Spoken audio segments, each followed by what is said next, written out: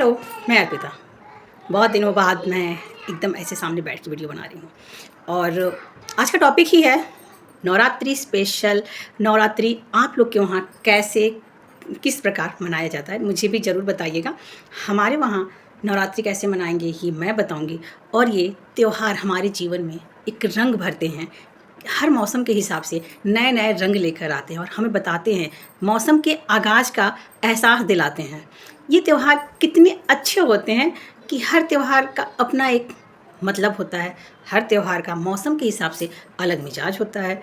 जितने भी त्यौहार हैं, ये छोटे से छोटे बड़े से बड़े, मुझे तो बहुत अच्छे लगते हैं और मैं धन्यवाद और प्रणाम करूँगी अपने उन पूर्वजों को। कितना ज़्यादा सोचते समझते थे, उतनी जो थिंकिंग है इतनी हाई, बहुत मुश्किल है वहाँ तक सोचना। हर मौसम अपने आप में एक नई कहानी है। हर मौसम एक नई जुबानी हमें सुनाती है और हम सुनते हैं। उनके पीछे छोटी छोटी कहानियाँ रहती हैं, पर एक नए संदेश के साथ, एक नए आगाज़ के साथ। मौसम बदल रहा है, गर्मी का आगमन हो रहा है।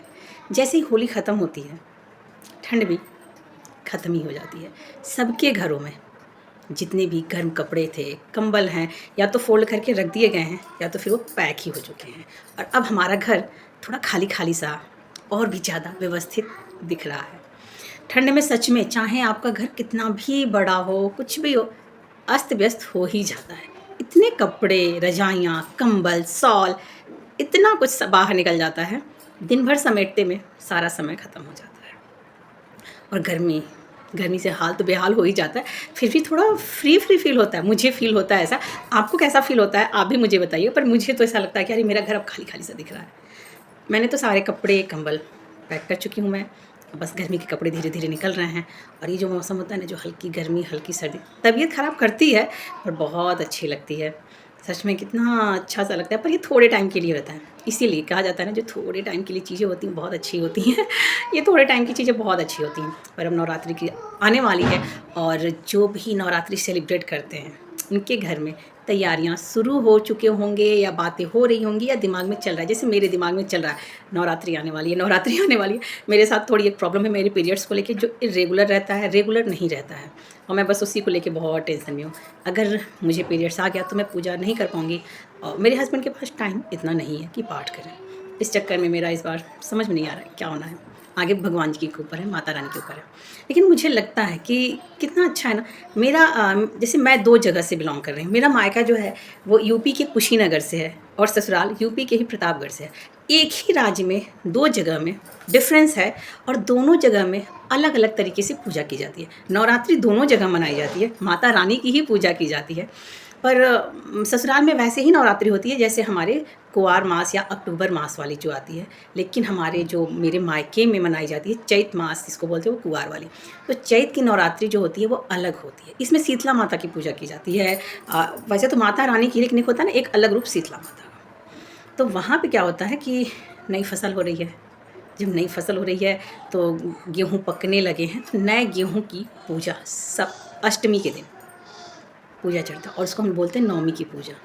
बहुत अच्छा लगता है, बहुत ही ज़्यादा पॉजिटिविटी फील होती है।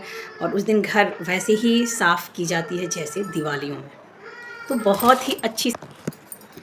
और इतना जो होता है ना कि गेहूँ, तो ज़रूरी नहीं है कि सबके खेतों में गेहूँ पक जाए, पर जिसके भी खेत में गेहूँ पक जाता है वो सबको देता है। थोड़ी थोड़ी सी गेहूँ देगा।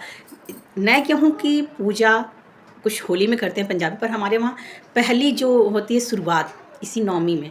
ज़रूर 2 दाना ही गेहूँ डाल दो पुराने में, लेकिन उस गेहूँ के आटे की पूड़ी बनेगी और वो माता रानी को चढ़ेगा। नवरात्रि स्टार्ट होते ही पूड़ियाँ बनना बंद हो जाती हैं, किसी के घर में पूड़ी नहीं छनती है।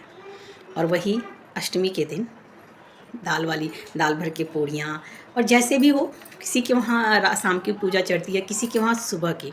मेरे मायके में भी देखिए हर गांव में, कई मेरी बुआ के घर में रात के 2 बजे से पूजा चढ़ाते थे। मेरी बहन के भी ससुराल में मैं एक बार थी वहाँ पे, तो वो लोग रात के 2-3 बजे उठ के पूजा करना शुरू किए। लेकिन मेरे मायके में बड़ा सही था, 8 बजे से लेकर 10-11 बज तो बज ही जाते हैं, ये पूजा हो जाती थी। तो बड़ा शांति से, बहुत अच्छे से अच्छा लगता है। और मेरे ससुराल में यही पूजा सावन में चढ़ता है, सेम टू सेम पूजा का प्रोसेस वही प्रोसेस है और शीतला माता के नाम से ही चढ़ता है। लेकिन हम लोग चैत से व्रत स्टार्ट कर देते हैं, चैत सप्तमी से। चैत की सप्तमी से हम व्रत करते हैं। चैत, बैसाख, जेठ में नहीं करेंगे, आषाढ़ और सावन में करेंगे। और सावन की सप्तमी को व्रत करके वही अष्टमी की मॉर्निंग में 3 बजे उठ के हम लोग सेम जैसे प्रोसेस मेरे मायके में चैत की अष्टमी को की जाती, वही सेम प्रोसेस मैं सावन में करती हूँ। तो मैं वही सोचती हूँ कि पूजा तो एक ही जैसे है, बस थोड़ा सा रूप बदल गया है। ये बेटे के लिए की जाती है और वो पूरे घर के लिए।